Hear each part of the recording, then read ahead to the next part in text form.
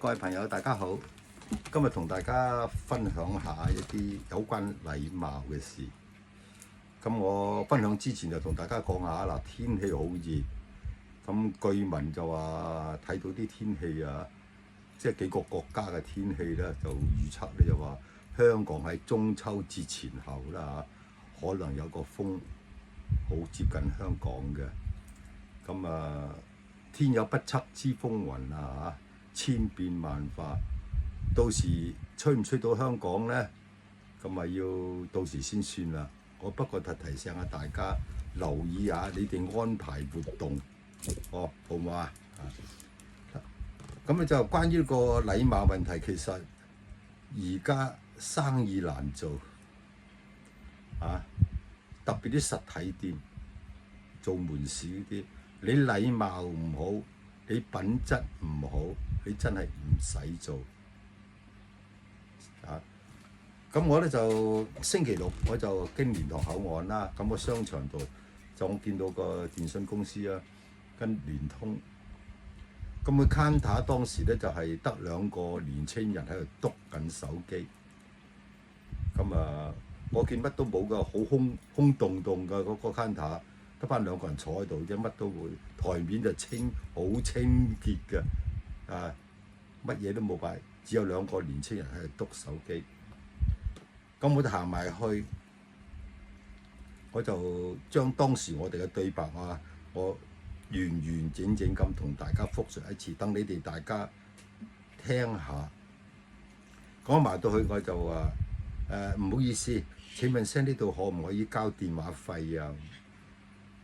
咁其中一個年青人咧就一路篤手機，一路就問我幾號 number 啊？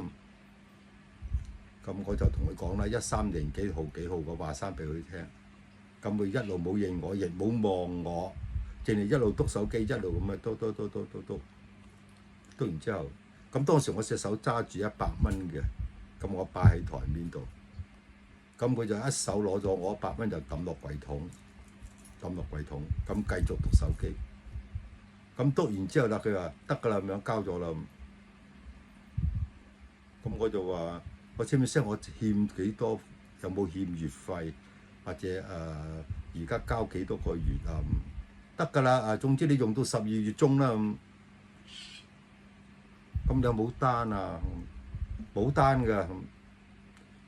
全程對白係咁樣啫，我冇加多冇減少啊！佢望都冇望我，一味篤緊手機嘅啫，就係咁樣。電話幾多號啊？講咗俾佢聽，攞咗我100蚊抌落櫃桶，咁一路篤手機，望都未望過我一眼。咁跟住就話得㗎啦，交咗㗎啦，用到12月中啦。喺啲全程對白係咁多，乜都冇。呢咁嘅服務態度，喂！我幾錢月費，欠幾多，而家交幾多，你都要話俾我聽啊，係咪啊？咁嘅服務態度，當時我真係好滾。但我啱先出邊海邊我太太度就睇緊嘢，我驚住咧又揾佢唔到，佢又唔識路。我就話費事同你嘈100幾十，係咪先？算數啦，咪抌低我就走咗去。但係我條仔睇唔順啊，真係！你邊有咁嘅服務態度嘅啫？係咪啊？你同我解釋，你幾多月費？你欠咗幾多個月？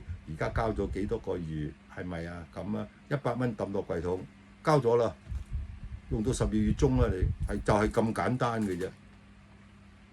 我希望聯通check 星期六晏晝咁嘅服務態度係唔係可以做得到嘅？可唔可以接受嘅？客人可唔可以接受？你公司可唔可以接受？咁今次呢段咧就講到呢度先。咁我就同大家分享另外一樣嘢，就係點解咧？就我發覺到原來咧大陸國內啲朋友咧有啲詞句係我哋真係好多係好難理解嘅，有啲就易理解，有啲大部分都好難理解嘅嗰啲代詞代名詞，我同大家分享下，都幾得意嘅。譬如啲人話上班上班啊。咁咧佢大陸好多人就講啊，叫搬磚啊，搬磚頭啊，搬磚叫上班。偷懶咧就叫摸魚，摸魚啊！佢講普通話啦，應該嚇摸魚。咁啊漂亮咧，漂亮就養眼喎。咁都理解啦，好易理解啦，係嘛？咁如果係光棍，即係光棍佬一條咁樣啦，佢就講叫單身狗。如果話係哇好正啊，很棒啊，好正啊，咁就 YYDS。譬如呢個隱私咧，即係私隱啊，我哋講私隱啦，佢哋叫隱私啦就叫做咩？叫做邊界感。咁伙伴咧，即係拍檔伙伴就叫做搭子，百搭個搭子。譬如一啲人話佢外向嘅，呢個好外向嘅，佢話咩？係社牛，社區個社牛，一隻牛個牛叫社牛。如果內向咧，就社恐嘅喎，恐懼個恐喎，社恐喎。譬如呢個係話好厲害啊，哇厲害咁樣，咁咧叫絕子，好絕啊，絕情個絕子。OK， 譬如出風頭咧，出風頭咧就係叫顯眼包。如果受歡迎咧，叫爆火。譬如打工即係打螺絲，打工要打螺絲。譬如圍觀圍埋睇嘢啊，佢圍觀咧叫吃瓜，即係食瓜啦，吃瓜。流民就叫做渣男，花痴就叫戀愛腦，花痴叫做戀愛腦。錄取即係見工俾人錄取咗啦，咁叫上岸。競爭同人競爭叫做內卷，內外個內，書卷個卷，內卷。心情就叫點狗。不上進即係唔上進嘅就咩啊？即係叫擺爛叫做不上進。崩潰就叫做破防，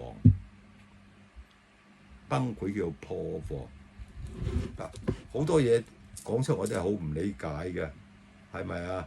譬如呢個外向叫社牛喎，內向叫社恐喎，唔上進叫擺爛喎，係咪啊？